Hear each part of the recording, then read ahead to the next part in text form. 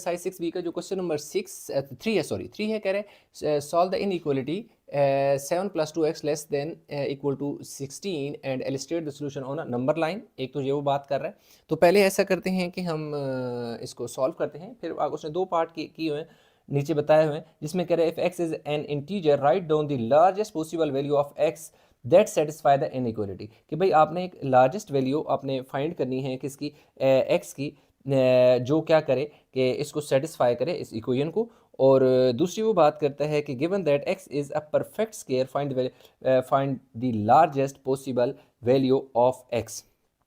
अब सबसे पहले हम इसको सॉल्व कर लेते हैं। फिर 2x less than equal to 16, ये 7 उधर जाके क्या हो गया minus 2x less than equal to, पीछे कितना बचेगा यार, 9 बच जाएगा। तो x less than equal to हमारे पास 9 डिवाइड बाई 2 आ गया, तो x less than equal to हमारे पास ये कितना आ गया 4.5।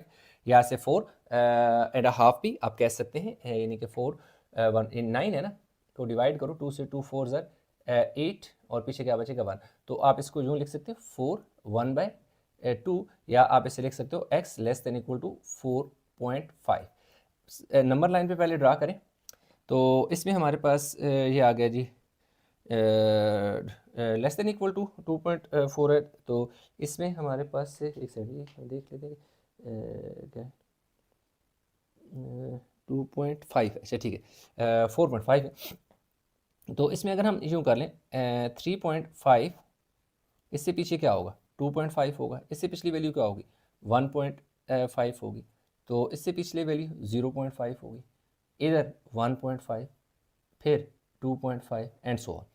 अब वैल्यू जो है नंबर लाइन पे हम ड्रा करेंगे, उसमें ये कह रहा है कि जो वैल्यू है हमारे पास वो है जी 4.5 से छोटी, लेस इक्वल, ये 2.5 है ना, तो इसमें हमारे पास देखो यार कितना हो गया जी 3.5 and then we have 4.5 and so on less than equal to 4.5। तो इसका मतलब है कि यार यहाँ से शुरू होगी और इससे पीछे की जानिब मूव करेगी वैल्यू सारी, और इसको आपने डार्क कर देना है। इसका मतलब है कि यार 4.5 जो है इसमें इंक्लूड है, x is less than equal to 4.5, यानी इनमें जो 4.5 है वो इंक्लूड है। अब अगर नेक्स्ट हम बात करें लार्जेस्ट पॉसिबल वैल्यू, वो कह रहे हैं ना इफ़ x इज़ इंटीजर, तो मैं यहाँ पे लिख लेता हूँ क्या कह रहे हैं, if x is integer then value largest value बात करते हैं, largest possible value of x, then largest possible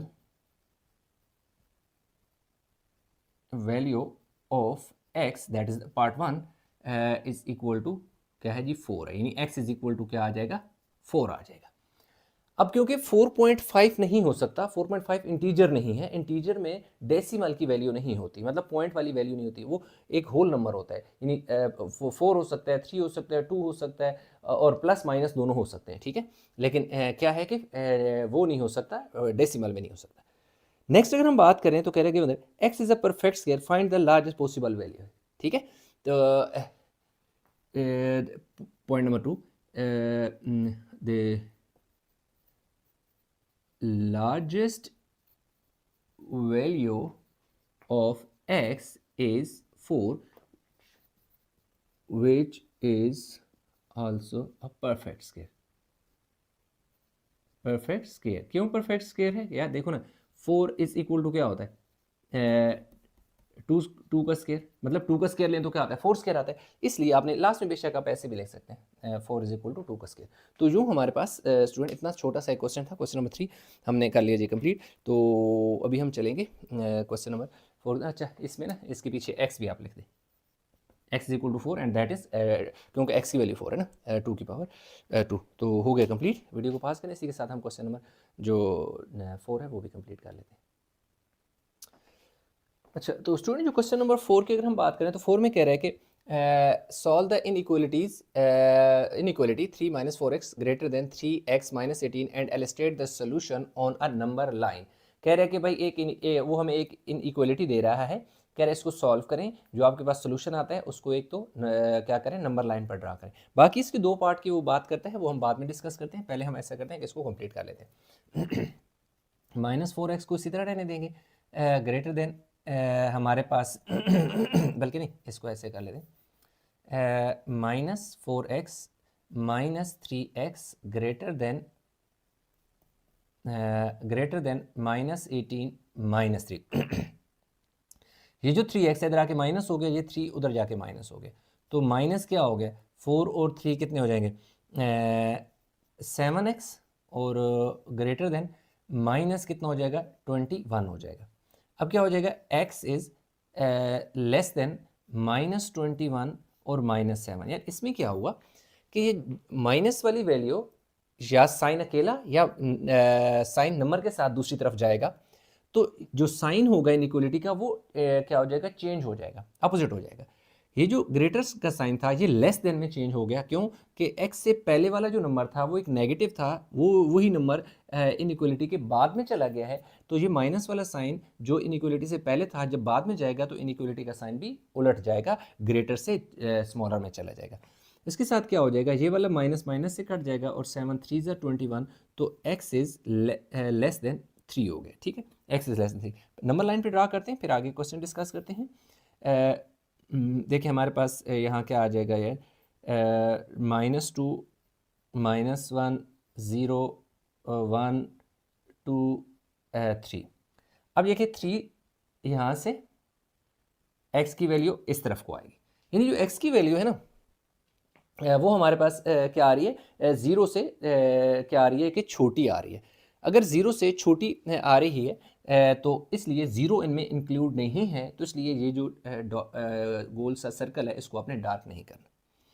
अब हम आते हैं पार्ट नंबर 1 और पार्ट नंबर 2 की तरफ। पहला पार्ट, यार पहले पार्ट में वो ये कह रहा है if x is a prime number, अगर x प्राइम नंबर है। अब इसका मतलब क्या है, पहले ये थोड़ा सा मैं एक्सप्लेन करता हूँ, ये लिखने की ज़रूरत नहीं है, सिर्फ आपको मैं एक्सप्लेन कर रहा हूँ कि x इज़ लेस देन 3 का क्या मतलब है।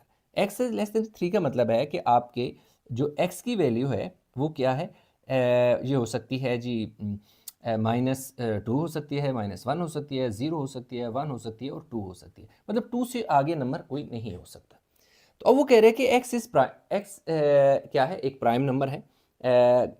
If x is a prime number, write down possible value of x that satisfy the inequality. If x is a prime number, then x is equal to क्या आ जाएगा भाई, 2 आ जाएगा। x is equal to 2 क्यों आएगा, क्योंकि x की value हमने इसी में से तो पिक करनी है ना, कि 3 से छोटा नंबर प्राइम क्या होगा, 3 से छोटा प्राइम नंबर हमारे पास क्या होता है, 2 होता है, that is the first prime number.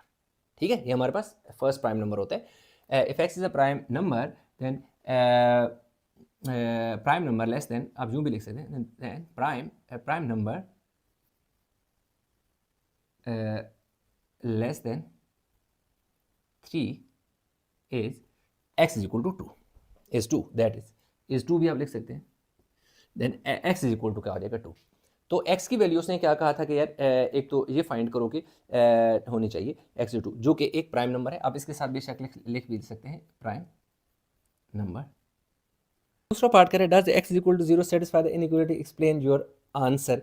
तो आपने लिख देना है नंबर 2, सिंपल सी बात लिख देनी है, yes x is equal to क्या है, उसने यही बात की ना, यस 0 क्या है, इज लेस देन 3, क्योंकि ये क्या है, 0 से लेस देन है, जैसे मैंने यहाँ पे लिख दिया x is less than 3, x equal to -2 -1 0 1 और 2 है।